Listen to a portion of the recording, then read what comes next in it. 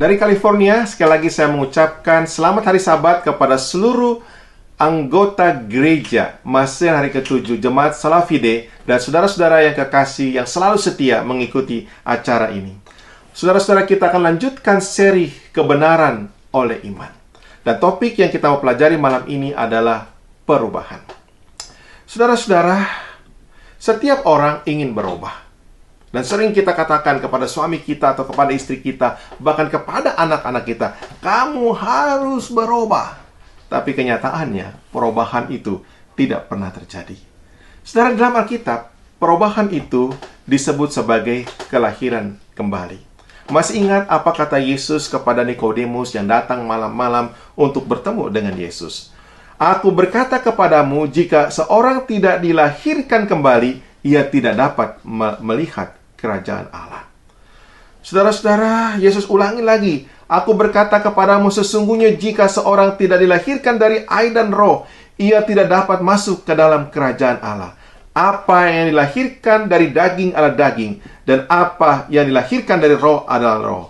Janganlah heran, aku berkata kepadamu, kamu harus dilahirkan kembali. Yohanes pasal 3, ayat yang ketiga sampai dengan yang ketujuh. Saudara lihat di sini perubahan, bukan? Dari lahir daging menjadi lahir roh. Itu perubahan, saudaraku.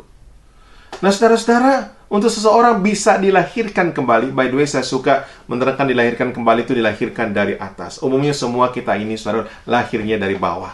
Tapi pada saat kita dilahirkan kembali, artinya kita dilahirkan dari atas oleh roh. Dan saudara, itulah pekerjaan Roh Kudus. Jadi kalau kita mengatakan kamu harus berubah, kamu tidak akan pernah terjadi perubahan itu. Kecuali, saudaraku, kita membiarkan Roh Kudus sedikit demi sedikit mempengaruhi kehidupan kita, saudara. Sehingga kita pun boleh merasakan kuasanya. Sedikit demi sedikit, mungkin kita tidak sadari bagaimana pengaruh itu dibuat oleh Roh Kudus. Sehingga kita akan mengadakan perubahan. Saudara-saudara, perubahan yang dihasilkan oleh Kudus akan menuntun kita untuk mengenal Allah lebih lanjut. Bahkan akan membawa perubahan di dalam kehidupan kita.